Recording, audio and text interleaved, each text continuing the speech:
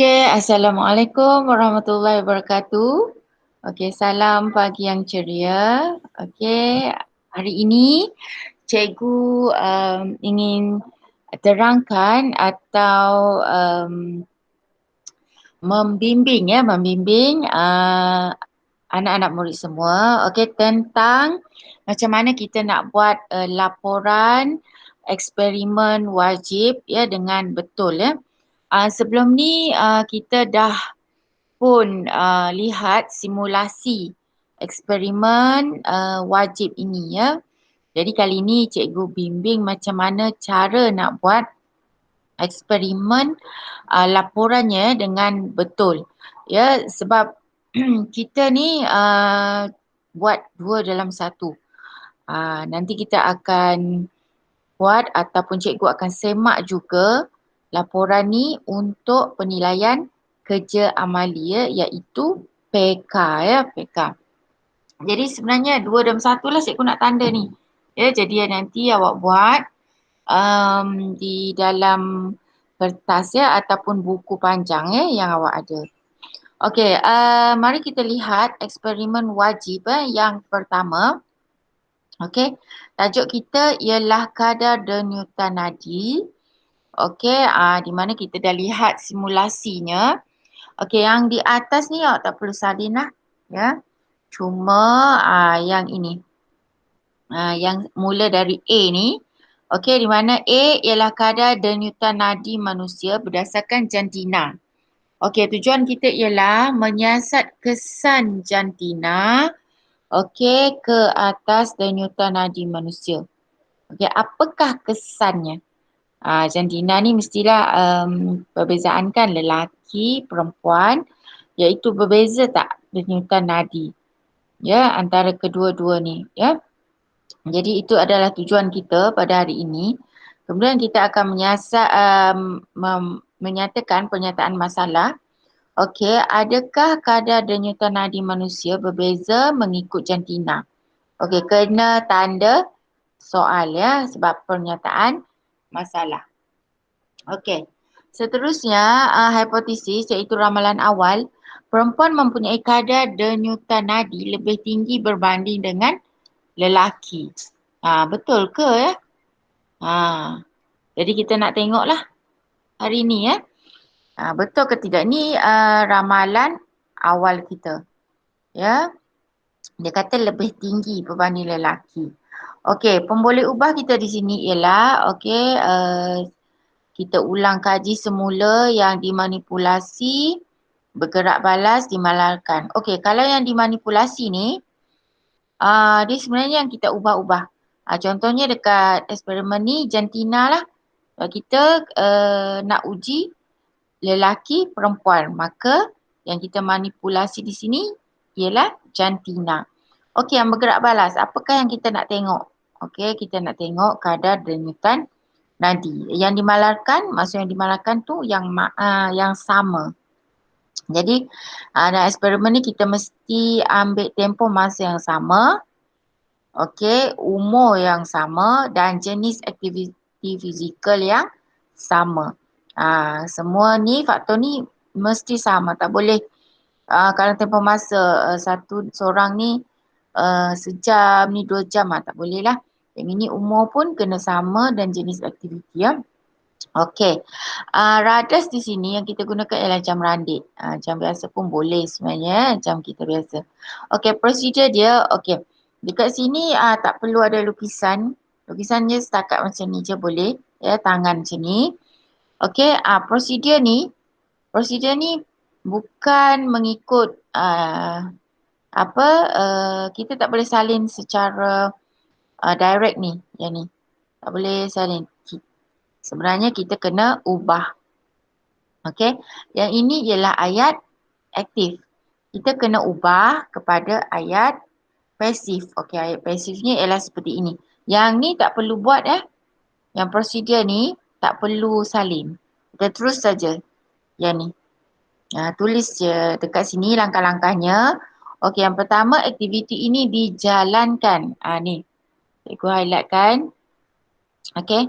Awak kena tukar tu ayat tu dijalankan dalam dua kumpulan iaitu kumpulan A dan kumpulan B.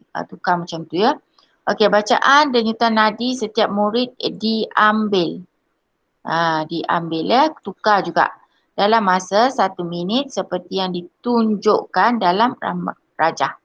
Okey, purata denyutan nadi tersebut dikira. Dikira. Jadi itulah dia punya perbezaan tadi ya. Jadi yang ni tak perlu salin. Ya, salin yang ni je. Buat yang ni je. Dijalankan, diambil, dikira. Ingat ya, murid selalu sering sangat terlupa yang ini ya. Dia terlupa ya. Dia tak ingat. Dia apa? Dia buat ayat aktif. Jadi tak boleh. Dia kena ayat pasif ya. Okey, jadual. Ni keputusan kita. Okey, awak buat dalam bentuk jadual. Di mana ni jantina murid tadilah. Yang kita manipulasi kan. Okey. Lelaki, perempuan. Ni manipulate lah. Okey, yang ini yang bergerak balas. Okey, kadar denyutan nadi. Ya, yang kita ambil. Ni jawapan murid lah. Okey, jadi kesimpulannya mesti tulis juga Kesimpulannya mesti tulis dan mesti dinyatakan. Okey, mesti nyatakan hipotesis diterima. Ni ayat yang mesti. Yang wajib awak tulis. Walau apa pun awak mesti nyatakan hipotesis diterima kat depan ni. Ya, okey. Jadi perempuan mempunyai kadar denyutan nadi lebih tinggi berbanding dengan lelaki ya. Okey. Jadi seterusnya B. B, dia ada A dan B. Kadar denyutan nadi manusia berdasarkan umur. Ni umur pula. Okey. Jadi tujuan kita ialah menyiasat kesan umur ke atas kadar denyutan nadi manusia. Okey. Apakah kesannya? Nanti ya. Tadi dah jantina kan, ini umur. Okey, pernyataan masalah kita, adakah kadar denyutan nadi manusia berbeza mengikut umur? Tanda soal. Okey, hipotesis kita ramalan awal Okey, semakin meningkat umur seseorang, semakin rendah kadar denyutan nadi ni. Betul lah. Agaknya kalau awak berbanding dengan cikgu kan. Awak remaja umur 16, berbanding cikgu 44. So, adakah denyutan nadi cikgu lebih rendah berbanding awak? Dekat sinilah. Okey. Jadi yang kita nak manipulasi kat sini, manipulate kat sini ialah umur. Ya, jadi umur 16, umur 44 macam tu. So yang bergerak balas sini ialah sama juga kadar denyutan nadi. Dan yang dimalarkan yang sama, yang mesti sama ialah tempoh masa kalau beri berapa? 10 minit, 10 minit ya. Okay, jantina mesti sama, okey, perempuan-perempuan, laki-laki dan jenis aktiviti fizikal. Jangan seorang ni berlari, seorang ni berjalan, tak boleh. Kalau nak berjalan, dua-dua berjalan. Kalau nak berehat, dua-dua berehat ya. Macam tu. Kalau berlari, dua-dua berlari. So, kena tetapkan. So, yang ini kena samalah maksudnya yang dimalarkan. Okay, jadi radas yang kita gunakan ialah jam randik atau jam biasa pun boleh. Okey, prosedur sama macam tadi juga, cuma beza sikit je. Okey, yang ini cikgu highlightkan. Kalau dekat sini dikatakan, okey, ambil dan rekodkan. Yang ini ialah ayat aktif. Kita kena tukar dia kepada ayat pasif. Jadi kalau kita tukar, kita jadi macam ni. Bacaan denyutan nadi salah seorang murid dalam kumpulan dalam masa 1 minit diambil dan direkod. Tambah D di situ D dan letakkan di belakang. Okey. Kemudian langkah 1 ulang. Dia kata ni kan ulang langkah 1 ini ayat aktif. Jadi kalau awak tukar ayat pasif jadi langkah 1 diulang. Ya. Diulang dengan guru dan pembantu makmal. Ni dia dengan pembantu makmal yang sama jantina dengan murid di 1. Okey, jadi kita pilih kat sini 3 orang lah. Okey, ini contoh saja ya. Okey, jadi ni keputusan selalunya kita buat dalam bentuk jadual.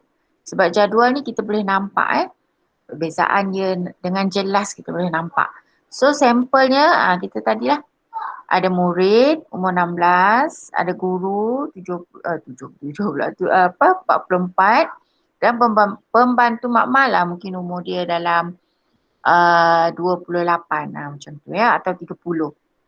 Okay, so ada perbezaan umur di situ 16, 30-an, 40-an Jadi awak tengoklah kadar denyutan nadi dia Jadi sebenarnya daripada keputusan eksperimen ini dia nak awak nyatakan hubungan, cikgu highlightkan di sini nyatakan hubungan antara umur dan kadar denyutan nadi. Ni TP2 ni.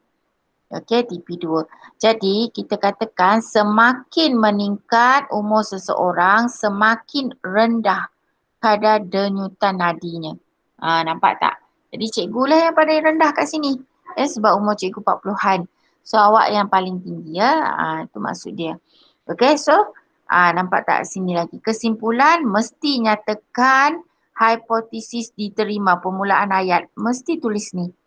Okey, hipotesis diterima. Lepas tu macam mana cikgu dapat ni? Cikgu dapat ni dari hipotesis yang mula-mula ni tadi. Ni. Salin je semula. Salin semula yang ini, yang hipotesis tadi ke dalam sini. Ke dalam kesimpulan dia. Tu cara dia. Lepas awak cakap ke hipotesis diterima, lepas salin semula lah yang tadi tu. Ya. Semakin meningkat umur seseorang, okey cikgu tukar warna lain.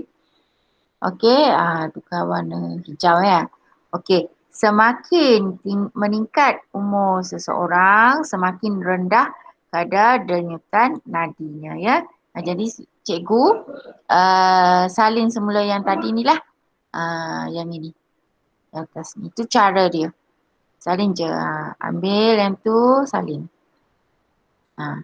Dah dapat jadi dah lengkap. Jadi perkara-perkara yang awak ingatkan kat situ tadi kena kena ambil perhatian lah cara-cara nak tulis laporan yang begini yang ini yang tak ada radas dan bahan lagi bahan dan radas serta gambar lagi. Okey, ni baru yang biasa yang simple je Okey, seterusnya C. Okey, kita nak lihat bagaimana kadar denyutan nadi manusia berdasarkan aktiviti fizikal. Yang tadi tu jantina, lepas tu umur. Yang ini C ialah aktiviti fizikal. Okey, macam mana caranya? Okey, ni sama juga. Okey, tujuan kita menyiasat kesan aktiviti fizikal ke atas kadar denyutan nadi manusia. Okey, pernyataan masalah kita, adakah kadar denyutan nadi manusia berbeza mengikut jenis aktiviti fizikal? Dekat sini kita highlightkan jenis aktiviti fizikal Okey, kita tengok warna lain pula, warna biru lah. Okey, yang sini kita nak highlightkan jenis aktiviti fizikal. Berbeza tak? Okey, jadi hipotesis kita, ramalan awal kita, okey, kita anggaplah itulah kita nak buktikan kan. Okey, semakin lasak aktiviti fizikal yang dilakukan, semakin tinggi kadar denyutan nadi. Betul ke jadi aktiviti macam mana tu dan betul ke tidak. Okey, jadi kita nak buktikanlah. Okey, pemboleh ubah dekat sini sama juga. Okey, cumanya kita ubah jenis aktiviti fizikal Yang dimanipulasi dekat sini ialah jenis aktiviti fizikal. Okey, yang bergerak balas kadar denyutan nadi sama juga seperti A dan B. Kemudian yang dimalarkan ialah sama juga, tak sama, ini lain sikit. Okey, tempoh masa, umur dan jantina. Tempoh masa, okey sama, mungkin awak nak cakap 5 minit, 5 minit lah. Okey, umur. Umur mesti sama. Ya, kalau 16 tahun, 16 tahun di kalangan kamulah. Okey, jantina mesti perempuan atau lelaki. Kalau perempuan, perempuan. Lelaki, lelaki. Ya. Okey, contoh kamulah Khadijah, Siti, ya, dua orang ke atau lelaki-lelaki jadi ini sama. Jadi radas kita sama, okey, perlukan jam randik, itu saja, okey. Jadi ni, lain sikit yang ni. Jadi minta seorang murid dalam ini ayat aktif yang cikgu cakap tadi kan, ayat aktif tak boleh tak boleh guna ni. Minta, tak boleh. Ambil dan record, tak boleh. Ini panduan saja sebenarnya. Awak kena ubah. Sebab ni arahan kepada kita yang buat. Jadi kalau kita melapor, maksudnya kita tak boleh guna ayat arahan. Kita mesti guna ayat pasif. Jadi macam mana tadi, cikgu dah beritahu tadi, minta. Kalau dia kata minta seorang, jadi kita tukar. Seorang murid daripada setiap kumpulan diminta untuk melakukan aktiviti iaitu berehat. Ya, padam sikit. Okey, diminta ya. Okey, sikit padamlah. Okey, berehat. Guna warna lain pula. Okey, kuning ya. Okey, yang seorang tu minta berehat. Okey, seorang kena berjalan, seorang berlari. Okey. Jadi semuanya 5 minit. Murid perlu berehat selama 5 minit sebelum memulakan aktiviti yang seterusnya. Ya. Jadi bacaan denyutan nadi dalam masa 1 minit selepas melakukan aktiviti diambil. Kena selepas 1 minit jangan awak terus ambil kan, lepas berlari-lari tu awak ambil, tak. Kena rehat dahulu 1 minit. Dia berjalan lepas 1 minit baru ambil. Ya. Jadi buat dalam bentuk jadual. Jadual dia macam ni lah. Okey, ni. Ini ialah jenis aktiviti fizikal. Yang pertama tadi berehat. Ya, kemudian berjalan. Kemudian berlari kan. Okey. Yang ini tadi murid 1, murid 2, murid 3. Yang ini kadar denyutan nadi dia ya. Jadi kita nak tengok. Okey, jawapannya berdasarkan keputusan eksperimen A, B dan C, berikan 3 faktor, 3 yang mempengaruhi kadar denyutan nadi. Okey, jadi sebenarnya jantina, umur dan aktiviti fizikal lah. Terus macam tu ya, tak perlu panjang-panjang. Terus kepada jawapannya. Jadi, apakah kita punya kesimpulan? Okey, mesti letak hipotesis ayat ni, salin. Ingat. Hipotesis diterima, mesti nyatakan. Okey, dan kita salin semula yang kat atas tadi. Ya, kat hipotesis tadi. Semakin lasak aktiviti fizikal yang dilakukan, semakin tinggi kadar denyutan nadi. Ya. Okey. Itu sahaja macam mana cara kita nak buat eksperimen 1. Ya, mudah kan? Mudah. Jadi cikgu ulang antara yang kita perlukan dekat sini ialah tips dia ya. Tips ialah yang pertama tadi kita kena tukar ayat tu menjadi ayat pasif ya. Jangan lupa. Okey, dekat sini belum ada lagi gambar rajah. Gambar rajah cikgu akan bimbing di eksperimen yang kedua. Ini yang simple saja ni. Yang simple. So awak kalau ni kesimpulan kena ulang semula hipotesis terima dan ulang semula yang hipotesis ke atas. Ya. Yang penting dekat sini ialah awak kena tukar ayat dia ya. Jangan ambil salin saja ayat tu. Tukar ayat arahan tu ya. Okey, ada apa-apa soalan? Boleh faham setakat ini? Anak-anak boleh faham ya? Simple kan? Okey. Jadi kalau tak ada masalah kita teruskan ya dengan eksperimen yang kedua. Okey, jadi sebenarnya dekat sini perasan tak? Sebenarnya kita dah buat aktiviti ni 2 dalam 1. Sebenarnya tiga lah. Boleh kita rangkumkan sekali tiga. Yang pertama, awak dah buat kiranya eksperimen yang kita dah bincang lah. Eksperimen wajib. Yang kedua, kita dah bincang juga cara nak buat PK, penilaian kerja amali. Ya. Yang ketiga, sekaligus kita bincangkan topik ini kan. Topik yang dinilai nantinya. Jadi, tiga sekali. Maksudnya kita dah buat ulang kaji sekali lah. Ya, ulang kaji. Jadi awak boleh ingat semula ya, yang awal-awal tahun yang kita buat tu. Jadi itulah kepentingannya. Ya, kita eksperimen wajib ni sebenarnya orang kata eksperimen yang telah dipilih. Memang kita dah pilih khas. Sebab tu kita wajibkan buat ya.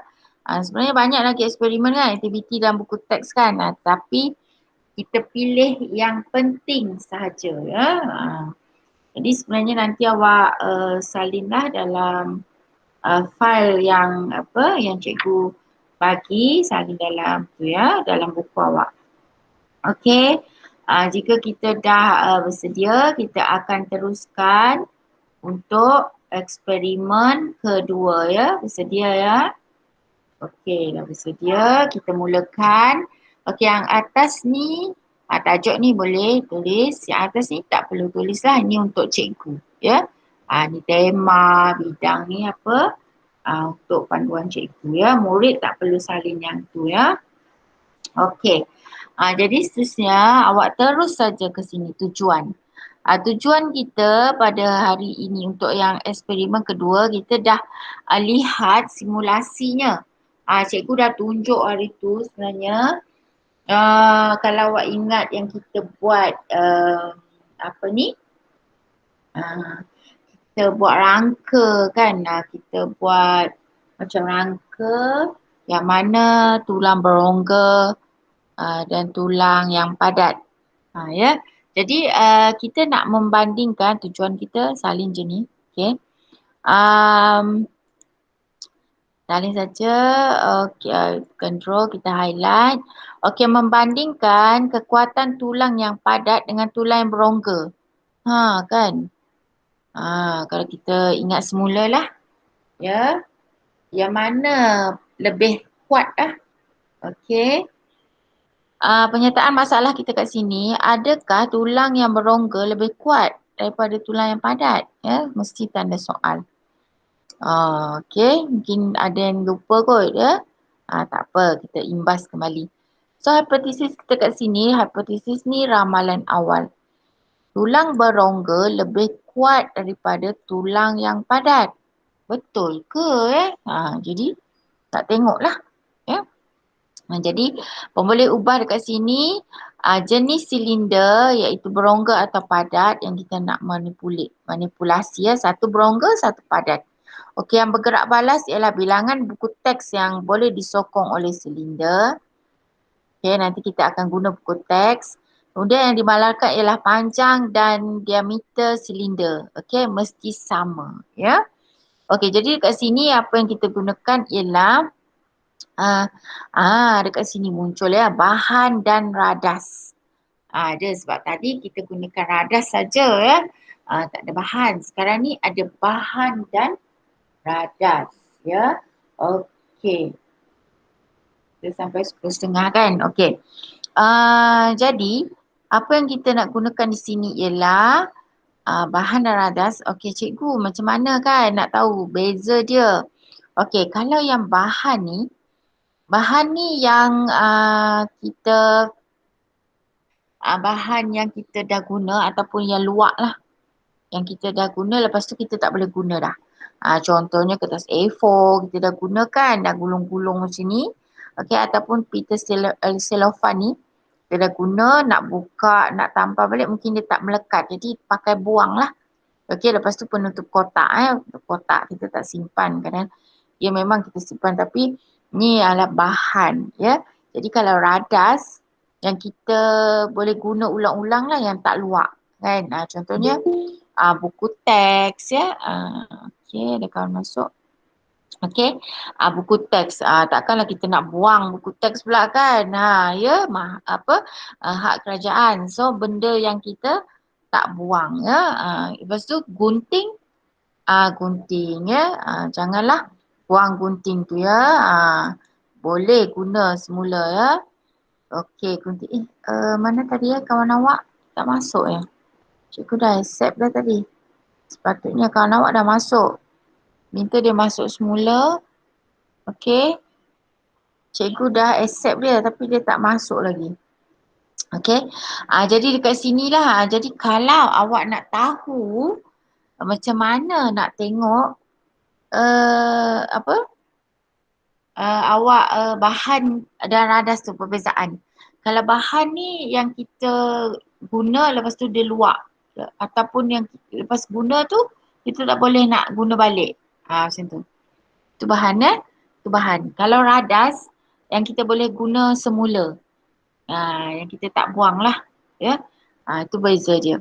Jadi bahan dan radas kat sini kan gunting takkan pakai lepas tu buang kan. Melampau ya.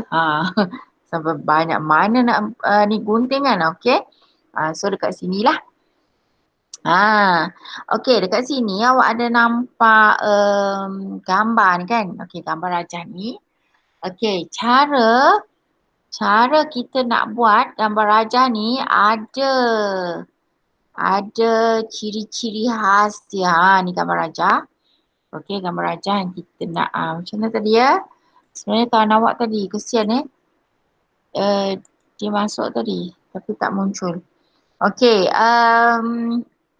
cikgu buat macam ni kan. Okey, berapa? Yang pertama, okey, tips atau cara yang pertama, dia mesti lukisan ni mesti 1/3 besar dia, saiz dia 1/3 daripada buku awak. Okey, mesti ada yang tanya, cikgu, macam mana kita nak tahu 1/3 tu besar mana? Okey. Buku awak tu kan ataupun panjang muka surat, satu muka surat tu awak bahagikan 3. Bagi agak-agak lah ya, tak perlu nak ukur tapi awak macam bahagikan kepada 3 lah. Bahagian, agak-agak 3 bahagian. Jadi lukisan tu ambil satu bahagian tu. Maksudnya awak bagi 3 buku tu. Okey, lipat 3 ke. Lepas tu ambil satu bahagian saja. Awak tak boleh macam terlalu besar sangat. Okey, mungkin awak nak 2/3, 2 daripada, jangan seelok-eloknya yang cantik 1/3 daripada muka surat. Okey, yang seterusnya gambar ni, gambar rajah ni awak murid jangan shading. Tahu shading tak? Kalau kita kan lukisan kan PSV kan kita macam buat pokok ke daun ke kita macam shading gegarkan pula macam buat macam ni contoh cikgu draw cikgu lukis awak macam kalau daun tu awak macam pokok tu macam awak ada lukis macam tu kan awak macam ada macam tu kan contohlah ya. Tapi yang ini jangan awak ambil pembaris straight je macam tu licin awak macam straight je macam tu ya jangan shading cantik licin lukisan ni guna pembaris ya. Jadi awak lukis. Okey, itu yang kedua. Yang ketiga ialah mesti berlabel. Lukisan awak mesti ada label. Okey, penutup kotak. Kalau tak berlabel, umpama tak ada makna lukisan awak ni. Maksudnya macam tu seolah-olah macam tu lah. Okey, mesti berlabel dan okey, label ni mesti pakai warna atau pen awak, pen hitam atau biru sahaja. Jangan pakai pen merah. Pen merah ni untuk ni. Yang ni, yang garisan tu. Okey. Yang garisan tu pen merah. Yang ni. Kan. Okey, macam mana ni? Okey. Highlight. Okey, highlightkan merah. Ya, ni. Boleh lukis dengan merah. Tapi kalau tu tak perlu ya. Pensel pun boleh. Kalau tak ada pen merah, pakai pensel. Ya. Ni label dia ni. Okey, jadi itu adalah 3 tips di mana kita nak buat gambar rajah. Okey, cikgu ulang Yang pertama, mesti 1/3 daripada muka surat. Yang kedua, tak boleh shading. Jangan shading, mesti licin ya. Dan kemas. Okey, yang ketiga, berlabel.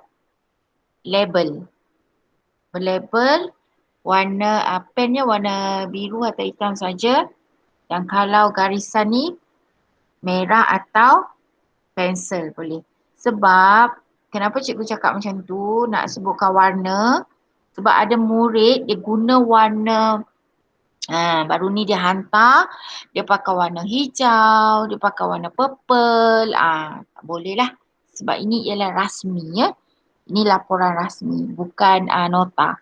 Kalau nota boleh guna. Nota kita memang galakkan lah.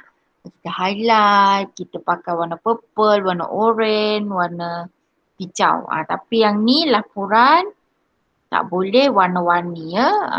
Hitam atau biru saja. Hitam tu rasmi ya. Okey, yang shading ni tak nak. Yang shading ni yang cikgu cakap tadi. Okey, janganlah. Jangan shading ya. Okey, cikgu pangkas sikit sini. Kita ambil warna merah. Okey, shading ni tak boleh. Gitu kan. Okay, ya. Jangan ya. Okey. Seterusnya, ni. Tadi, macam mana kita nak buat eksperimen ni? Okey. Kalau dia kata buatkan. Okey, tak boleh ya. Kena dibuat. Nampak tak di sini? 4 silinder kertas berongga dengan diameter berukuran 2.5 cm dibuat. Bahagian atas dan bawah gulung kertas itu dilekat dengan pita selofan. Okey, setiap silinder dilekat pada bahagian sudut penutup kotak seperti yang ditunjukkan. Okey, buku teks diletakkan satu demi satu ke atas penutup kotak sehingga gulungan kertas bengkok. Okey, langkah 1 hingga 3 diulang dengan menggantikan silinder kertas berongga dengan silinder kertas padat. Okey, macam ni. Yang tadi itulah, ya buat gulungan macam tu. Satu yang berongga, satu yang padat. Okey, jadi yang ni. Satu yang berongga, satu yang padat. Okey, ada silinder. Buat jadual macam ni ya. Cantik-cantik kemas.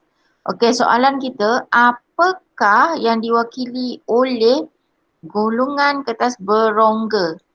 Sebenarnya itu ialah tulang berongga. Kita anggapkan tulang kita lah. Ya.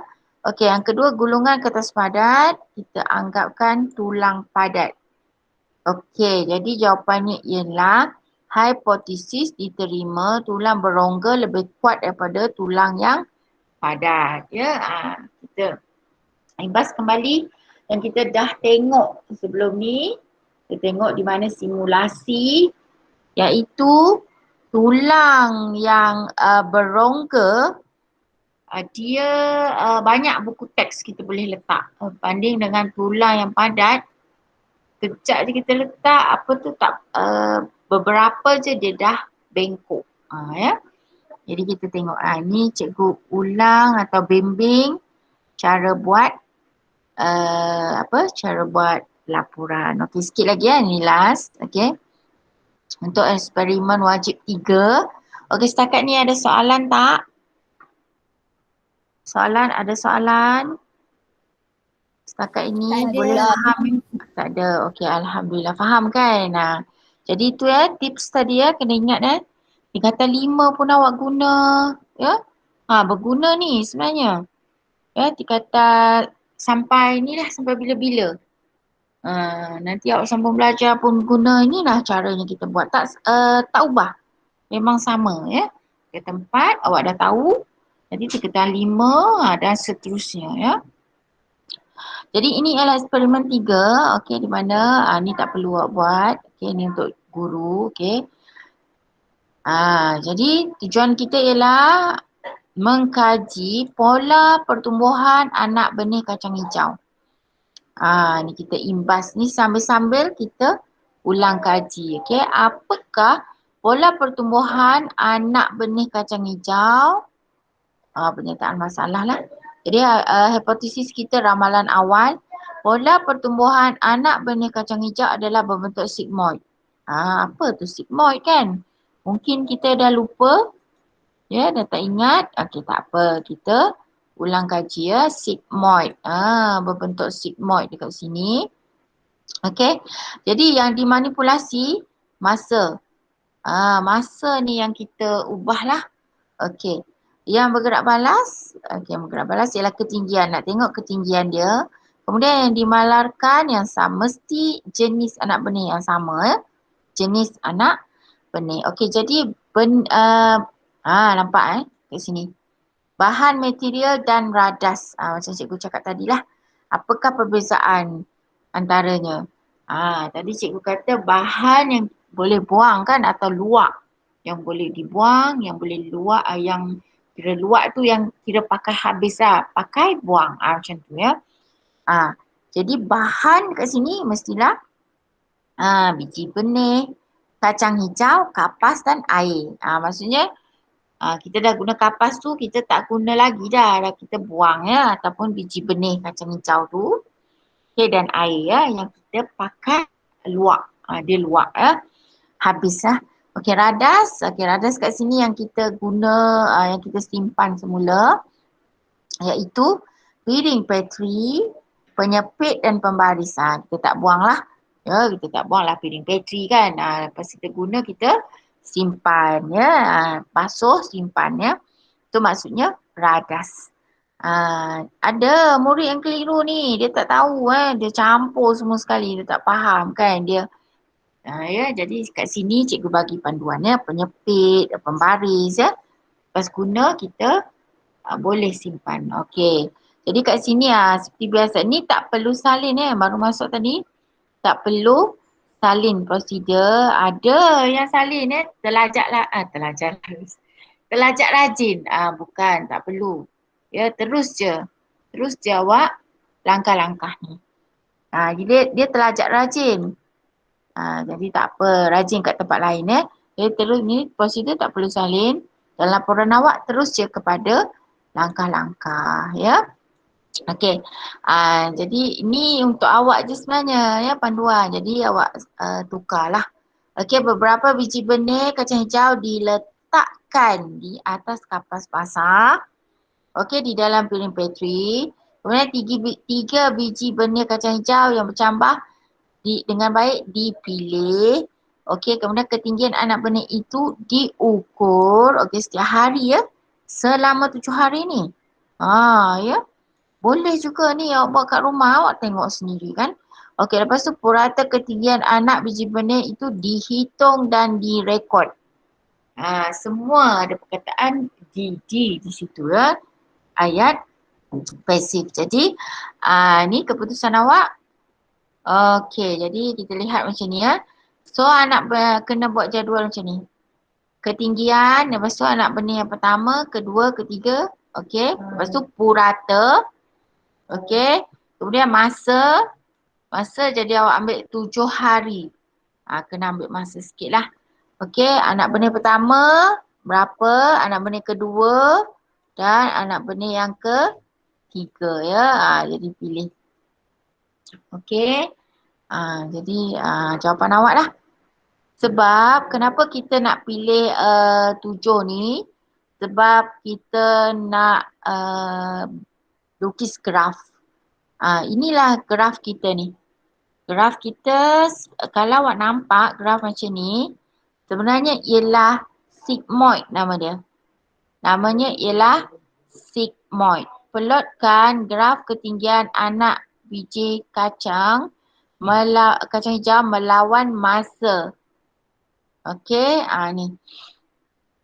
Ketinggian anak benih bertambah dengan masa. Okey, dia berbentuk macam ni. Bila awak plot, tahu kan plot graph. Okey. Ni namanya. Kalau awak nampak je apa-apalah berbentuk macam S ni, itu kita namakan sigmoid. Nama dia. Okey. Cara plot graph tahu kan? Boleh kan? Okey. Ni masa, okey masa tadi. Masa, paksi, apa tu? X. Yang ni paksi Y. So melawan ketinggian dia. Awak catatlah hari-hari. Okey, hari ni hari kosong berapa? Kosong-kosong lah. Hari pertama dia naik sini yang ukur. Ni hari kedua sini. Ya. Ni. Sekejap. Hari pertama ya, hari kedua. Okey, awak ketinggian dia. Hari ketiga sini. Ya. Hari keempat. Dia dengan jawapan awak lah. Ya. Hari kelima ya. Hari keenam. Ni awak plot. Hari ketujuh. Ni ketinggian dah awak ukur ya. Okey, 8. Okey, 9, 10. Nampak tak? Dia tak tinggi dah. Dia sampai gitu. Okey, satu. Lepas tu awak lukis. Lukis ni mesti licin ya. Kalau boleh sebaik mungkinnya. Jangan itulah. Awak kena macam ikut je titik-titik tu. Kalau boleh licin awak punya apa ni, garisan ni, lukis dengan licin. Jangan ada macam apa ni, getaran ke bergetar-getar kan, tak padam. Seboleh-bolehnya ikut lurus ni. Macam tu. Yang ni tak boleh pakai pembaris. Ni awak kena pakai lukis pakai tangan je ya. Okey. Jadi inilah ini namakan. Okey, last kali ialah hipotesis diterima. Mesti letak dan pola pertumbuhan anak benih kacang adalah dalam bentuk sigmoid ya. Okey, jadi masa pun hampir tamat ya, menghampiri. Okey, oleh itu selesainya eksperimen wajib 3, maka berakhirlah sesi kita pada hari ini. Jadi kita akan sambung esok hari ya. Untuk eksperimen yang seterusnya ya. Okey, oleh itu kita jumpa lagi esok ya. Boleh kan? Kita sampai 10.30. Okey, sekian saja untuk hari ini. Bye. Okey, jumpa lagi. Terima kasih cikgu. Terima kasih cikgu. Terima kasih cikgu. Sama-sama. Bye. Student cikgu cakap seorang-seorang. Okey, Assalamualaikum warahmatullahi wabarakatuh. Okey, hari ni kita nak sambung semula tentang bagaimana kita nak buat eksperimen wajib yang ada di tingkatan 4. Okey, sebenarnya kita ada 8 keseluruhannya eksperimen yang wajib kita lakukan. Okey, di tingkatan 4. Okey, kenapa cikgu beritahu ini adalah penting juga ya eksperimen ni, sebab eksperimen ni dia 2 dalam 1. Okey, ataupun lebih, kalau kita nak kata 3 dalam 1 pun boleh juga. Sebab apa? Yang pertama, eksperimen ni sudah dipilih, memang dia wajib. Ya, wajib. Kenapa wajib? Sebab dia penting. Ya.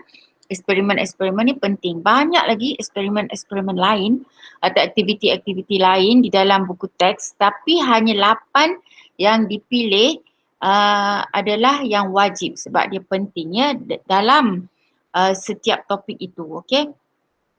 Yang kedua disebabkan dia penting sebab kita nak gunakan untuk PK penilaian kerja amali tingkatan 4. Nanti yang tingkatan 4 ni kita akan bawa ke tingkatan 5 dan untuk SPM. Jadi dia ialah 2 dalam 1. Ikutkan ya. Maksudnya cikgu akan tanda eksperimen ni. Ya. Okey, yang seterusnya yang ketiga, okey, di samping kita orang kata belajarlah atau ulang kaji eksperimen-eksperimen ini, tak salah kalau kita katakan kita mengulang kaji semula apa yang kita dah pelajari untuk topik-topik yang sebelum ini ya. Jadi 3 dalam 1. Pertama eksperimen wajib, kedua PK, ketiga kita nak ulang kaji. Ulang kaji topik itu ulang kaji. Sebenarnya mengulang kaji ni dia tak kisah berapa kali ya. Lagi kerap kita ulang kaji lagi bagus, lagi mantap lah kita punya pemahaman, ingatan ya. Jadi itu yang sepatutnya ya murid buat dia ulang kaji banyak kali pun tak apa sebenarnya. Itulah yang bagus sebenarnya ya. Jadi kita boleh faham dan boleh ingat tentang topik-topik yang penting ya.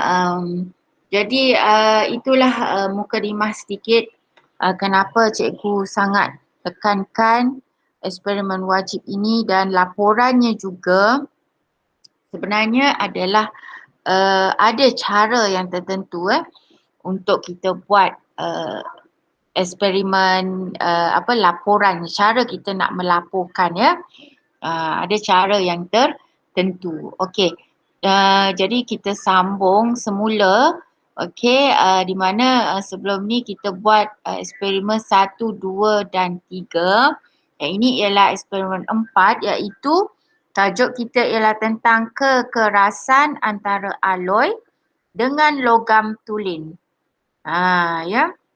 Sebelum ni kita dah tengok simulasinya ya. Tapi kali ini bagaimana caranya kita nak melaporkan eksperimen itu ya. Okey. Ya. Alhamdulillah. Okey, ada rakan yang masuk. Okey, sila-sila ya. Okey, jadi tujuan kita untuk mesti ada tujuan dalam eksperimen ini. Jadi yang atas tu awak tak perlu tulis. Ni. Yang ini untuk cikgu sebenarnya, untuk kegunaan cikgu yang atas ni. Awak cuma tulis tajuk, namalah eksperimen wajib 4, tajuk, kemudian terus kepada tujuan. Ya, tujuan. Jadi tujuan kita ialah mengkaji perbezaan kekerasan di antara alloy dengan logam tulen.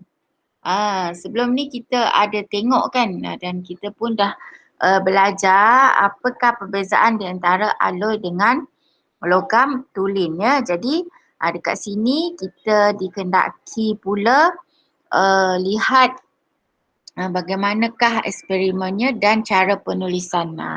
Jadi hari ini cikgu fokuskan kepada cara yang betul kita menulis eksperimen ini. Jadi tujuannya mengkaji perbezaan kekerasan antara alloy dengan logam tulen.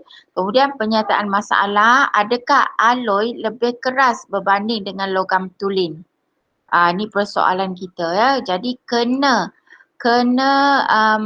kita letak kata soal di sini sebab ia ialah pertanyaan masalah ya. Okey. Seterusnya dia kata hipotesis ni ialah ramalan awal. Ramalan awal kita ialah alloy lebih keras berbanding dengan logam tulen. Ya. Dia kata betul ke ya? Jadi itu persoalan dia lah. Ya, persoalan dia betul ke alloy ni ya lebih keras lebih keras dari logam tulen ya berbanding dengan logam tulen. Okey, jadi yang kita manipulasi di sini ialah jenis bongkah. Jenis bongkah lah. Okey, kemudian kita akan gunakan dua jenis bongkah ya, iaitu bongkah kuprum dan bongkah gangsa. Itu sebab itulah kita letak dia sebagai yang dimanipulasi ya. Yang kedua bergerak balas. Jadi apa yang kita nak tengok di sini ialah diameter lekuk tu. Diameter lekuk, kedalaman lekuk yang bila kita gantung dan kita jatuhkan dia. Ya, lekuk bongkah itu berapa. Okey, kemudian yang dimalarkan yang kita samakan mesti sama dalam eksperimen ini ialah diameter bola keluli tu. Mesti samalah ya. Kemudian ketinggian pemberatnya mesti sama dan jisim pemberat.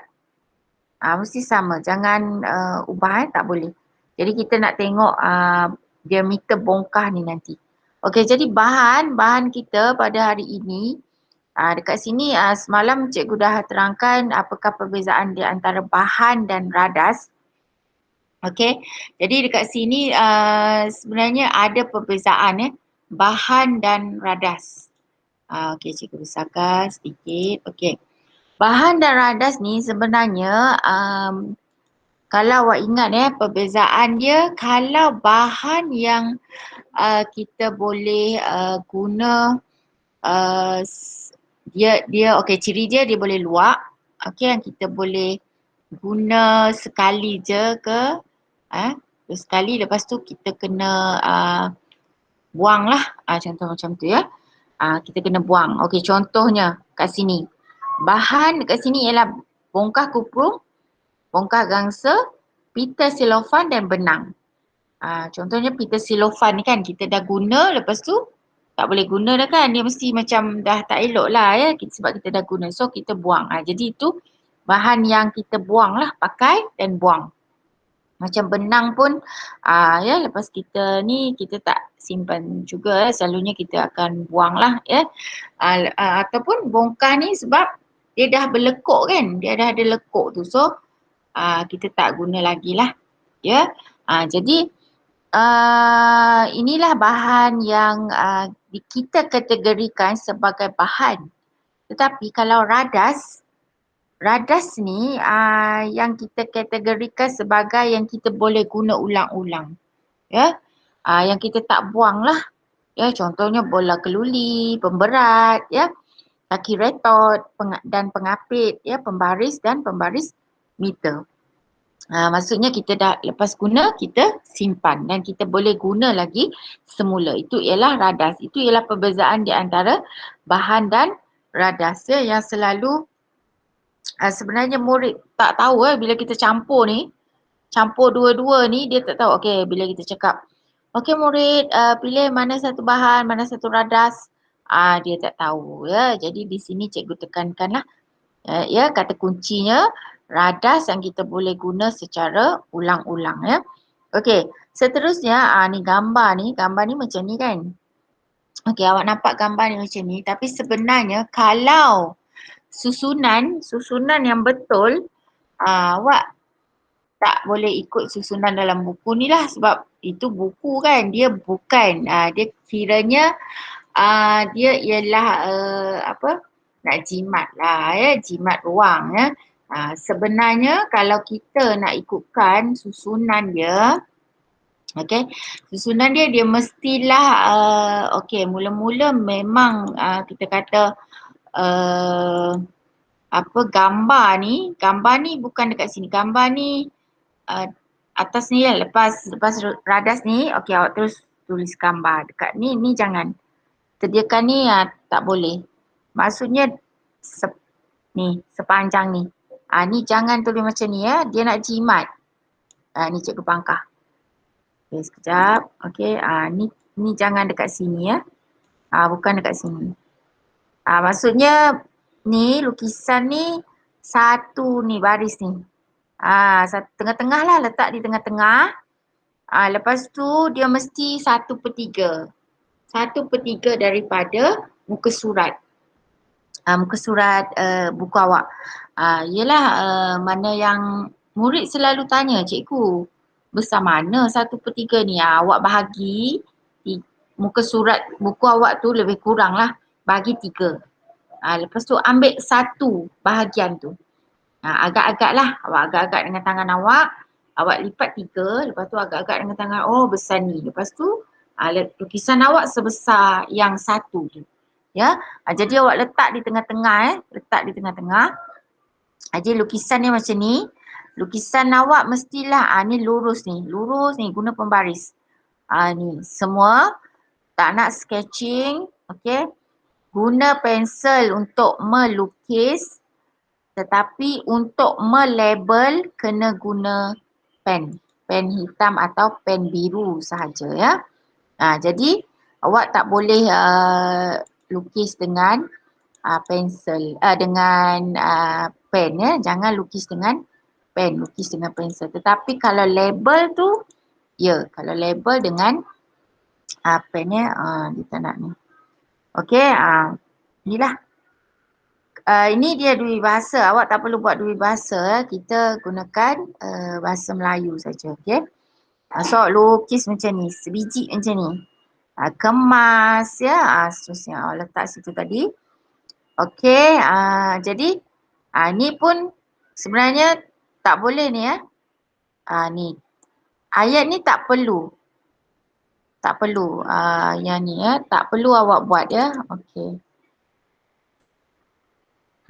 Dia tak nak okey. Tak perlu awak buat ni. Sebenarnya awak boleh terus kat sini ya. Susunan radar seperti yang ditunjukkan ya dalam rajah disediakan. Dalam rajah yang disediakan ya. Ni. Semalam pun cikgu ada jelaskan mesti guna ayat pasif ya. So pemberat 1 kilogram digantung setinggi 50 cm dari bongkah kayu. Dari bongkah kuprum, okey, pemberat itu dilepaskan supaya jatuh pada, dilepaskan. Supaya jatuh pada berbola keluli yang diletakkan di atas bongkah kuprum. Okey, diameter lekuk yang terhasil diukur. Diukur ya. Langkah 2 hingga 3 diulang sebanyak 2 kali pada permukaan yang berlainan untuk mendapatkan purata lekuk pada bongkah kuprum ya. Okey, langkah 2 hingga 5 diulang dengan menggantikan bongkah kuprum dengan bongkah gangsa ya. Okey, jadi ini keputusan dia. Jadi awak buat macam ni. Ni bongkah, okey, ni buat jadual macam ni. Okey, ini kuprum dan gangsa ni ialah pemboleh ubah manipulasi ya, pemboleh ubah manipulasi. Okey, kemudian yang ini yang bergerak balas. Diameter lekuk ni yang bergerak balas. Okey, awak kena lepaskan 1, 2, 3 kali. Lepas tu ambil puratanya. Macam mana nak cari puratanya? Okey, awak kena 1 tambah 2 ni, ni result dia lah. Okey, 1 tambah 2 tambah 3, kemudian awak bahagi 3. Dapatlah purata. Ya, purata dia. Okey, jadi soalannya bongkah yang manakah lebih keras? Bongkah kuprum atau bongkah gangsa? Jadi sebenarnya bongkah gangsa, bongkah gangsa lebih keras. Okey, kenapa? Okey, lukis dan labelkan susunan radar, susunan zarah-zarah dalam kuprum dan dalam gangsa. Jadi sebenarnya kenapa kita kata gangsa ni dia lebih keras berbanding dengan kuprum. Ya, kalau kuprum, okey, ni dia nampak tak susunan dia? Susunan dia teratur, tersusun ya. Yang ini gangsa ni dia ada atom kuprum dan atom timah. Jadi bila kita nak hentam dia ataupun jatuhkan barang kat atas dia, dia susah. Susunan ni menunjukkan bahawa dia susah nak lekuk, kiranya dia keras lah ya, sebab dia ada atom timah ya, kita dah belajar dulu sebelum ni. Yang ini senang dia menggelongsor. Jadi kiranya jawapan kita ialah, okey, mari kita lihat sini. Hipotesis diterima, ini mesti dicatat. Mesti cakap. Alloy lebih keras, ini wajib cakap. Hipotesis diterima ya. Okey, jadi alloy lebih keras berbanding dengan logam tulen. Alloy ni gangsa. Jadi logam tulen ni kuprum. Ya, dia lebih keras daripada logam tulen ya. Ni kuprum. So logam tulen. Kalau awak nampak ada campuran macam ni, itu ialah alloy ya. Ya, jadi setelah selesailah yang ini, okey, nanti awak buat laporannya. Yang penting lukisan ni cikgu nak tengok, okey. Sebenarnya kita melukis ni, kita kiranya kita praktis. Praktis melukis dengan betul. Kalau kita tak praktis, nanti kita pun tak boleh nak lukis dengan baik sebenarnya ya. Jadi sebab itulah 8 kali kita kena lukiskan untuk 8 eksperimen ni. Ya, jadi lukisan awak ada yang cikgu terima memang baik lah. Lukisan dia memang cikgu rasa menepati ya. Jadi yang belum tu boleh buat ya. Tapi mula-mula memang kurang jugalah, mungkin ada kesilapan di sana sini ya lukisan tu. Tapi bila dah dia buat sampai 1, 2, 3, yang ketiga tu memang dah cantik, dah kemas ya. Okey, jadi kita nak teruskan dengan eksperimen wajib 5. Tajuk kita ialah sama juga alloy. Tetapi kali ini tentang ketahanan alloy terhadap kakisan. Kakisan ni apa? Tahan karat. Ya, tahan karat. Okey. Jadi kita teruskan. Okey, yang ni tak perlu. Okey, yang ni tak murid tak perlu buatlah. Okey. Kita buat yang bawah ni. Terus je mula ya. Mula dengan tujuan. Okey. Tujuan kita ialah mengkaji ni. Mengkaji perbezaan ketahanan kakisan antara alloy dengan logam tulen. Tadi kekerasan kan? Okey, kali ni kakisan.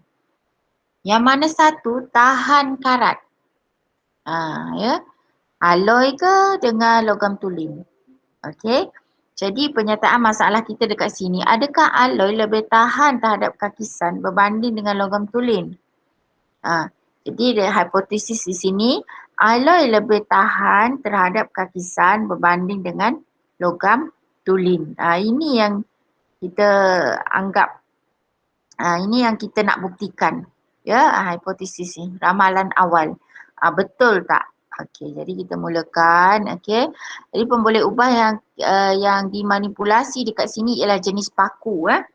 Jenis paku. Kita menggunakan dua jenis paku, iaitu paku besi dan paku keluli ya, dekat sini dekat rajah ni. Jadi bila kita dah buat ubah-ubah macam sini, itu maksudnya dimanipulasi. Ya, ada juga murid dia belum dapat tahu macam mana nak cari pemboleh ubah ini ya. InsyaAllah cikgu ada satu modul yang di mana kita praktis juga. Praktis nak kenal pemboleh ubah. Ya. Dia tak tahu nak bezakan ni. Pemboleh ubah manipulasi, yang mana satu bergerak balas, yang mana satu dimalarkan. Okey, kalau dimanipulasi ni yang kita ubah-ubah lah ni. Maksudnya yang ni P, dalam kes kita ni P dia guna paku besi. Okey, yang Q kita guna paku keluli. Kan dah ada dua kat sini kan.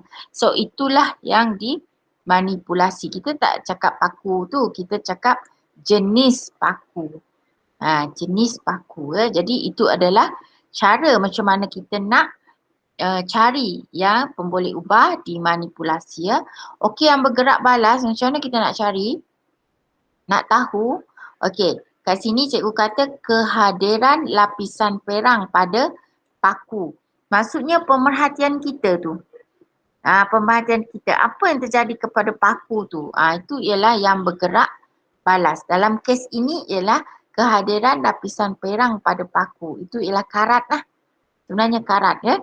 Okey, jadi itu cara macam mana kita nak cari pemboleh ubah yang bergerak balas dalam eksperimen ini. Okey, yang dimalarkan pula. Okey, yang dimalarkan ialah saiz paku. Okey, mestilah sama kan, saiz paku yang sama ya. Lepas tu jenis larutan. Okey, gunakan larutan yang sama. Okey, jangan lain-lain ya. Kat sini kita gunakan air ya. Okey, air dan guna ni satu lain-lain. Nanti tak tepat lah ya. Kalau nak guna air saja. Okey, jangka masa. Mesti masa yang sama lah. Tak boleh lah lain-lain kan. Okey, dekat sini kita tetapkan berapa masanya, 1 minggu. Seminggu. So, dua-dua ni 1 minggu. Tak boleh ni 1 minggu, ni 3 hari. Tak boleh lah, nanti keputusan dia tak tepat. Jadi itu adalah antara cara macam mana kita nak kenal pasti mana satu yang dimanipulasi, mana satu yang bergerak balas dan mana satu yang dimalarkan ya. Okey, diharap dengan penerangan ini murid bolehlah mengenal pasti ya pemboleh ubah di dalam eksperimen ini. Okey, so bahan tadi, bahan dan radas, okey. Jadi kalau awak diberikan semua ni campur-campur aduk. Lepas tu kita kena cari sendiri. Maksudnya kita kena asingkanlah bahan lain, radas lain. So alat atau benda, peralatan yang kita pakai lepas tu kita buang ataupun yang luak. Contoh dekat sini paku besi. Paku keluli dan air kan. Lepas kita guna, kita buang kan. Itu ialah bahan. Okey, kalau radas yang kita kiranya kita boleh guna semula. Kita basuh dan kita guna semula. Ya. Jadi dekat sini ialah tabung uji dan rak tabung uji. Kita boleh simpan. Ya. So susunan radas dia macam ni dah. Ya. Ni dia ada awak kena berhati-hati langkah berjaga-jaga atau berhati-hati lah. Okey, bersihkan paku besi dan paku keluli dengan kertas pasir. Sebab kadang-kadang kan dia ada juga karat-karat kan. So awak bersihkan dahululah ya dengan kertas pasir baru awak masukkan. Ya, jadi prosedurnya lukisan sama juga 1/3 letak kat tengah-tengah. Okey, yang ni tak boleh sketching. Okey, mesti lurus macam ni. Mesti licin ni, tabung uji ni. Lepas tu, kalau ni, dia punya air ni kan, lebih kurang samalah. Kalau letak sama macam ni ya. Sebiji macam ni, ikut. Lukis dengan pensel. Okey, label dengan pen biru atau hitam saja. Tapi yang garisan label ni boleh menggunakan pen merah atau pensel. Itu cantik. Kalau awak tak label, kiranya lukisan awak ni menjadi lukisan yang tak bermakna. Tak memberi apa-apa pun. Tetapi bila awak label, dia menjadi suatu lukisan yang bermakna. Ya, dan ada markah. Ya. Okey.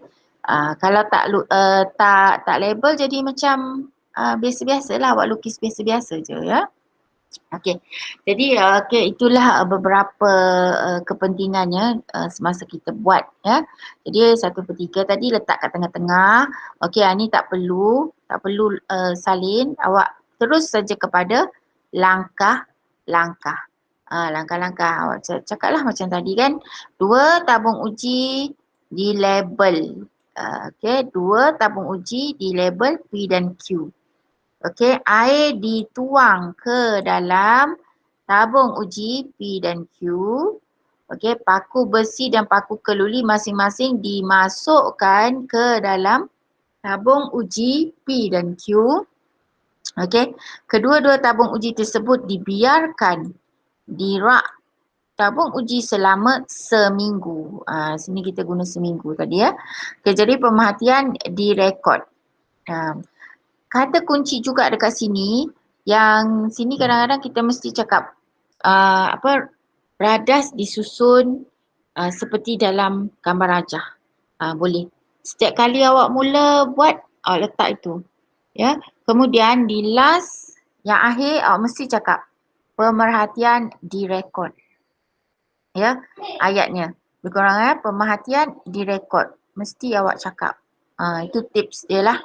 Okey, jadi keputusan mesti selalunya kita guna jadual. Jadual ni kenapa? Sebab dia mudah kita nak tengok dan lihat perbezaan antara dua dan kita senang ni nak tengok dia punya keputusan kasi jelas kan. Bila kita lukis buat ayat tak jelas. Bila kita buat dalam bentuk jadual ni nampak nampak ringkas dan kita nampak terus jawapan. Okey, yang ini jenis paku tadi. Jenis paku yang dimanipulasi lah. Ke paku besi, paku keluli. Okey, dekat sini yang bergerak balas. Okey, lapisan pada paku, karat lah ya. Jadi kita dapati paku besi ni dia ada karat. Selepas seminggu nampak ada karat. Ya. Tetapi paku keluli ni tidak. Dia ada karat. Okey, jadi dia tanya, selalunya ada soalan. Nyatakan paku yang tidak terkakis, berkarat. Terkakis ni maksudnya berkarat lah. tidak terkakis. Okey. Paku keluli. Yang perang-perang tu ya, paku keluli. So berikan satu inference bagi jawapan anda. Inference ni sebab lah. Okey. So paku keluli lebih tahan terhadap kakisan, pengaratan. Lebih tahan ya berbanding dengan yang tadi ya. Okey, jadi dia nak awak lukis. Lukis dan labelkan susunan zarah-zarah, besi tulin dan besi keluli. Okey, jadi awak lukislah. Awak kena lukis ya, susunan dia macam ni. Jadi kalau besi tulin, dia hanya ada paku besi, atom besi. Semua ni sekata ni. Sama kan awak nampak? Susunan tu kena lukis sama besar dan susunan dia sama macam ni lebih kurang. Tetapi kalau keluli, dia ada ni benda ni. Atom karbon ni. Dia ada atom karbon. Ya, tapi tak banyak lah. Dia 1, 2 dia. Kan kita belajar sebelum ni dia ikut peratusan kan. Ya, jadi lukis macam tu. Lebih besar. Jangan sama besar ya awak lukis. Awak lukis jangan sama besar. Nanti tak tahu nak bezakan nanti. Ya, jadi awak lukis macam ni. Sebiji lah macam ni agak-agak ya. Yang ni yang atom besi ni lebih kurang sama. Lepas tu ada 2 bulat yang besar. Yang menunjukkan ini ialah atom karbon ya. Jadi maka hipotesis diterima. Nampak tak? Perasan tak? Mesti sebut. Wajib sebut hipotesis diterima. Jadi yang hipotesis tadi awak salin semula ke sini. Alloy lebih tahan kakisan berbanding dengan logam tulin. Ya, alloy. Alloy ni ialah nama bagi yang ada campuran ni. Campuran logam tulin dan logam lain. Ya, jadi bila campur dua kita namakan dia alloy. Okey, jadi selesailah eksperimen yang kelima. Yang keenam sikit lagi ya. Okey, yang keenam ialah ni bab pecutan graviti bumi. Okey, tajuk kita pecutan graviti bumi. Okey, ini ialah tenaga dan kelestarian hidup. Di mana bab 11 daya dan gerakan. Okey, daya dan gerakan. Ini untuk panduan guru lah sebenarnya ya. Ni daya dan gerakan bab 11. Okey, di bawah tema kita ialah tenaga dan kelestarian hidup. Okey, jadi tajuk kita ialah pecutan graviti. Ya. Okey, jadi kita ulang kaji jugalah. Okey, bab ini ya. Jadi tujuan kita terus saja menentukan nilai pecutan graviti menggunakan jangka masa detik. Ingat semula tak yang kita tengok tu dalam simulasi. Pernah kan simulasi tu? Kita tengok di mana mereka menjalankan ada video, okey, gambar murid-murid menjalankan aktiviti ini ya. Ni macam ni. Okey. Tapi kita ni gambar ya. Okey. Jadi kita nak tentukan dengan jangka masa detik. Okey, pernyataan kita berapakah nilai pecutan graviti? Ni yang kita nak cari ni. Berapa ni ya? So tanda soal. Jadi kita hipotesis kita ialah nilai pecutan graviti G ialah ni 10 meter per saat kuasa 2. Betul ke ya? Jadi kita nak tengok betul tak dari eksperimen inilah. Okey, jadi yang kita manipulasi dekat sini ialah jisim pemberat. Okey, jisim nilai pecutan ialah yang bergerak balas, nilai pecutan graviti, dan yang dimalakan ialah ketinggian objek dilepaskan. Mesti sama. Dimalakan ni. Ketinggian dia mesti sama ya. Okey, jadi mari kita mula. Okey, bahan kita dekat sini ialah pita detik, pita selofan. Pita detik ni yang jangan keliru pita selofan nak tahu kan? Ni. Yang putih yang panjang ni ya, pita detik. Tapi kita selofan ni, selotip lah kita selalu sebut kan. Ya. Jadi dua ni. Jadi dia pakai buang lah. Bila dah pakai, dia luak. Kita buang ya. Dah tak boleh guna dah. Tapi kalau yang radas ni yang kita alat dia lah ya. So radas, jangka masa detik, pemberat, pengapit G, bekalan kuasa arus ulang alik 12 volt, bangku atau softboard lah. Ya, kaki retot dan pengapit ya. Okey, jadi susunan dia macam ni. Susunannya awak nampak macam ni tapi awak letak di tengah-tengah Gambar rajah ni letak di tengah-tengah. Macam agak mencabar juga ni nak lukis ni. Betul tak? Kalau boleh lah, ni Swiss ni tak perlulah. Ini je yang penting. Yang penting-penting ni awak lukis ya. Try lukis. Lukislah. Ya, yang penting awak jangan shading. Guna pembaris. Ya, guna pembaris. Okey. Sebabnya murid dia kurang latihan melukis ni. Jadi hanya dengan 10 ni je nak lukis kan. Jadi tak ada masalah lah ya kan. Yang penting awak praktis ya. Praktis lukis untuk 10 eksperimen ni. Okey, seperti biasa 1/3 juga besar dia. Ambil satu bahagian daripada 3 bahagian buku yang awak dah bahagi tadi tu, ambil satu bahagian. Ya. Nanti bila dah siap snap gambar, bagi kat cikgu ya. Okey. Lepas tu ataupun awak boleh masukkan dalam GC. Google Classroom ya. Boleh masukkan kat situ, cikgu nampak awak dah hantar kat situ ya. Okey, jadi awak lukis macam ni sama juga. Lukis dengan pensel, label dengan pen biru atau hitam saja. Okey, dan garisan yang ni berwarna awak gunakan pen merah atau pensel. Lukis kat tengah-tengah ni ya, tengah-tengah dia. Jadi dengan kemas, dengan cantiknya ya. Okey, terus saja awak langkah-langkah. Okey, susunan radas disediakan seperti dia mesti cakap. Perasan tak? Langkah-langkah dia, ayat pertama mesti dia kata susunan radas disediakan seperti yang ditunjukkan dalam rajah. Ni kalau kita dah tak tahu sangat, kita guna je ayat ni. Lebih kurang yang pertama. Dia mesti nak kita susun dalam gambar rajah tu. Sebab tu kita kena ada gambar rajah. Ya. Okey. Yang kedua, jangka masa detik dihidupkan. Ni barulah yang start yang kedua. Jangka masa detik dihidupkan dan pemberat 50 kg dilepaskan ya. Supaya pemberat itu jatuh sejauh 1 meter atau lebih secara tegak. Ni. Jatuh kan macam ni secara tegak. Dijatuh secara tegak. Okey, dengan pemberat ni. Jadi dia bawa ni pita detik ni sekali.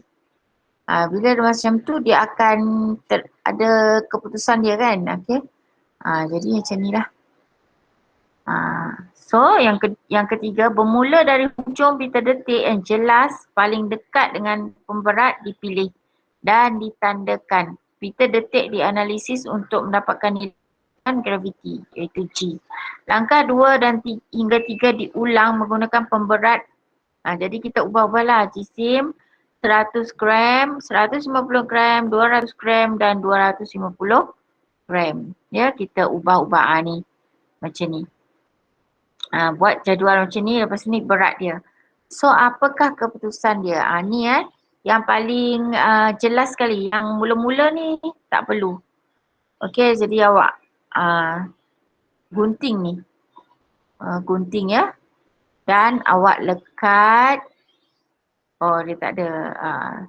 Tak ada lekat dalam tu. So awak cari je. Ya. Buat je macam ni.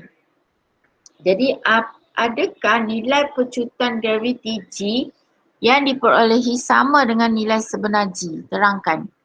Tidak tidak. Sebenarnya daya rintangan udara mempengaruhi nilai pecutan graviti. Ya, tak samalah. Ya. Maka hipotesis tidak diterima. Tidak diterima. Ni first time juga kan. Pembuat hipotesis tidak diterima. Maka nilai pecutan graviti ialah ni jawapan awak. Berdasarkan jawapan awak. Tapi sebenarnya ialah 10 meter per saat kuasa 2 ya. Okey, jadi dekat sini cikgu sebenarnya kena nilai lah, nilai murni awak So awak dekat sini 5 nilai murni. Okey. Kiranya bagus lah ya. Paling bagus sekali.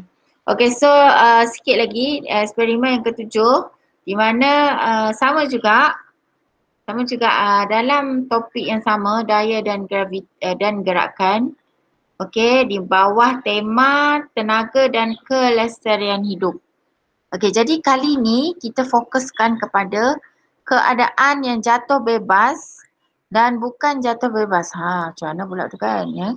Jatuh bebas dan bukan jatuh bebas. Okey. Ada beza ya. Okey, jadi kita terus saja, okey. Tujuan kita ialah mengkaji masa yang diambil oleh objek yang jatuh bebas dan objek yang bukan jatuh bebas. Lemak ada yang terlupa lah tu ya. Okey.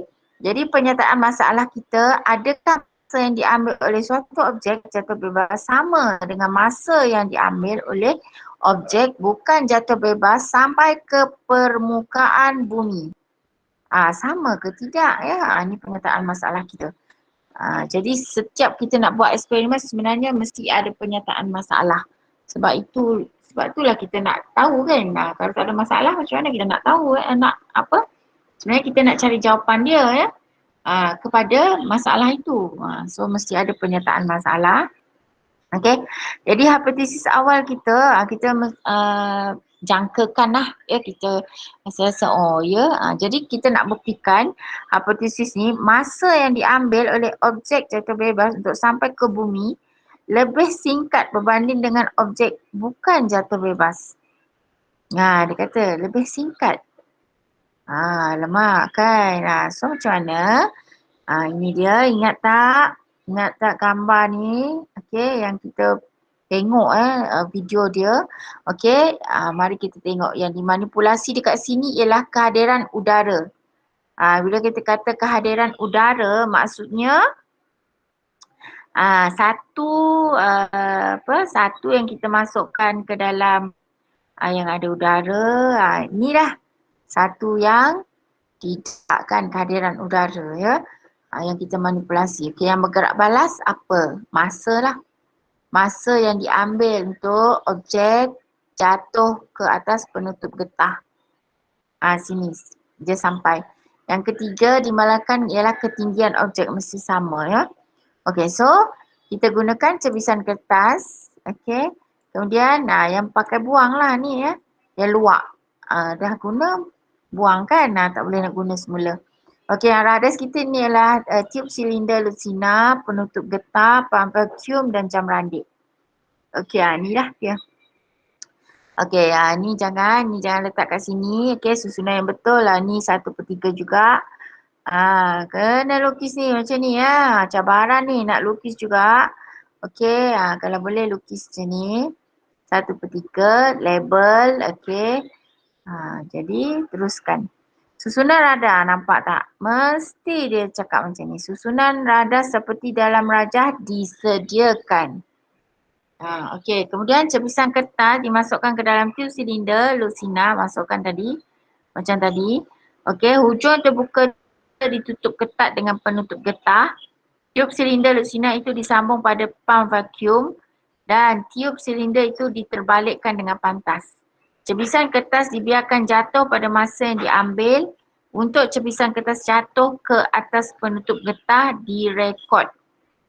Jadi udara di dalam tiup silinder dipam keluar dan langkah 5 dan 6 diulang. Okey, jadi kena buat macam ni. Satu tu yang ada udara. Okey, yang ada pam. Yang ada udara ni. Ni kan, ni ada pump vacuum. Okey.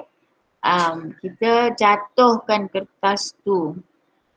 Okey, di dalam ini.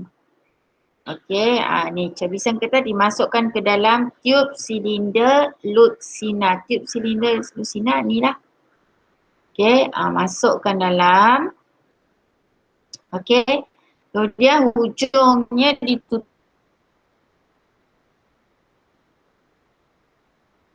tertutup dan ketat dengan penutup ketat getah. Kemudian tiub itu disambung kepada pump vacuum. Tiub itu disambung kepada pump vacuum dan tiub sendiri itu terbalikkan dengan pantas. Ya. Dia kita tunjukkan nanti video dia ya. Jadi tebisan itu dibiarkan jatuh dan masanya diambil. Jadi satu yang ada udara, satu yang kita sedut tak ada udara. Tiada. Jadi jawapan awak. Jadi dia tanya, adakah daya lain selain daya graviti yang bertindak terhadap objek semasa jatuh bebas? Jelaskan. Tidak. Tiada daya rintangan udara bertindak disebabkan tiada molekul udara di dalam vacuum. Jadi dalam vacuum tu tak ada udara. So dia tak ada daya lain yang ganggu dia ya. Jadi dia jatuh. Betul-betul jatuh tu lah. Tak ada gangguan lain ya. Jadi dia kata hipotesis diterima. Okay, masa yang diambil oleh objek jatuh bebas untuk sampai ke bumi lebih singkat kan objek yang bukan jatuh bebas ya. Berarti yang ada vacuum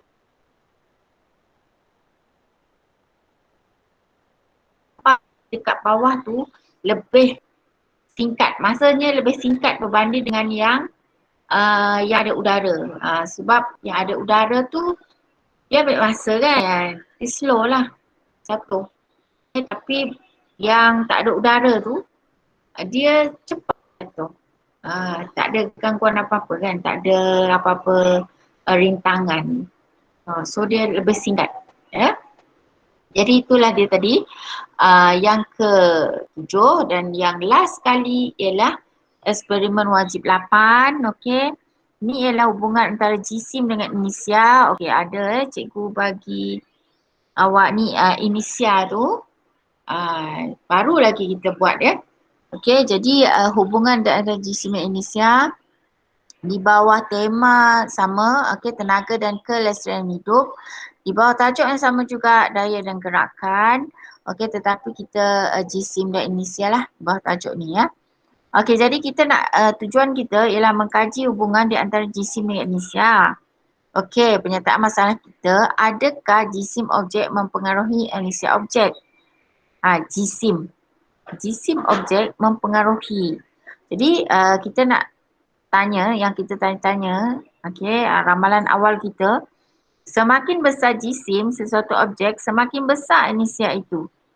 Betul ke Ingat tak yang kita antara aktiviti-aktiviti yang kita buat yang inisia ni, bila kita tarik duit shilling yang kita letak di atas cardboard, lepas tu di atas cawan yang berisi air kita tarik.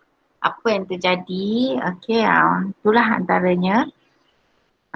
Tapi kali ni kita menggunakan plastisin. Ya, plastisin kat sini. Ataupun antara contoh lain ialah kita menggunakan baldi yang berisi pasir. Satu baldi tu berisi baldi kosong, satu baldi yang berisi pasir. Yang mana satu bila kita gerakkan, yang mana satu lebih lambat berhenti.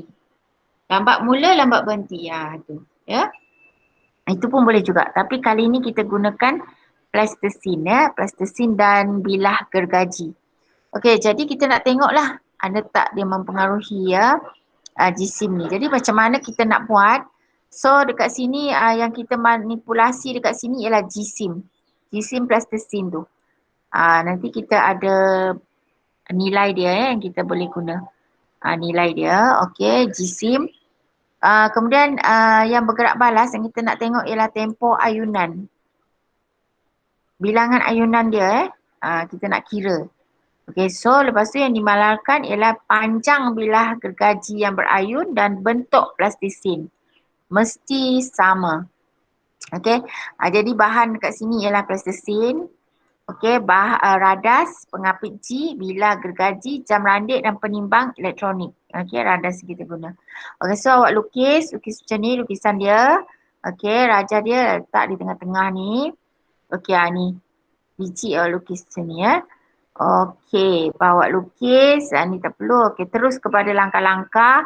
Okey, bila gergaji diapit dengan gergaji pengapit G pada kaki meja secara mengufuk dengan ketat. Okey, bila gergaji diapit, itu kata ayat aktif, ayat pasif, diapit ya, ada D. Okey. Seketul plastisin dengan jisim 30 gram dilekatkan pada bilah hujung bilah gergaji itu. Hujung bilah gergaji dengan plastisin itu disesarkan sedikit dan dilepaskan supaya berayun secara mengufuk. Maksudnya ni awak tolak ke sana sikit lah ya ni. Tolak ke sana sikit, nanti dia akan, lepas tu awak lepaskan, dia kan akan pergi semula gini kan. Okay, ulang dia macam tu ya. So awak buat macam tu. Kali ni awak mula-mula guna ni 30 gram dahulu. Ya. So masa yang diambil untuk ayunan tu, awak kira lah, kena kira ya. Masa yang diambil untuk 10 ayunan tu direkod. Okay, jadi tempoh T untuk satu ayunan lengkap ditentukan. Macam mana kita nak tentukan? So langkah 2 hingga 3 diulang dengan menggunakan plastisin yang berbeza ni lah. Okay. Mula-mula guna 30 gram. Lepas tu 40 tambah 50 tambah 60 dan tambah 70. Agak lama jugalah. Sebenarnya eksperimen ni agak memakan masa ya. Jadi kena lama jugalah nak buat ni. Ya. So jisim plastisin 30 dulu buat. Semasa untuk ayunan berapa, kira, dan tempoh dia. Bahagilah. P bagi 10 setengah. Ni biar dulu. Buat yang ni dulu ya. Okey, 30, 40. Ni nampak tak? Ni lah yang kita manipulasi tadi, jisim. Ya. Ni masa ni yang bergerak balas. Okey. So, nyatakan hubungan antara jisim plastisin dengan tempoh ayunan. Apa hubungan dia? Jisim ni dengan tempoh ayunan. So, dia kata semakin besar jisim plastisin, semakin panjang tempoh ayunan dia. Okey? Semakin panjang. Semakin lama lah ya, ayunan dia. Jadi, nyatakan hubungan antara inisia dengan jisimnya, maka semakin besar jisim plastisin, semakin besar inisia. Maksudnya dia semakin nak gerak tu kan ya. Dia semakin besar lah inisia ni. Okey. Jadi hipotesis diterima, semakin besar jisim sesuatu objek, semakin besar inisia objek itu ya. Ni. Jadi betul lah ya, hipotesis diterima. Jadi oleh itu jika ada apa-apa selesainya eksperimen ini, jadi cikgu harap awak boleh buat ke semua eksperimen tu tadi ya. Jadi bila dah siap, awak snap gambar dan hantar kepada cikgu ya. Boleh ya anak-anak. Okay, jadi oleh itu sekian dahulu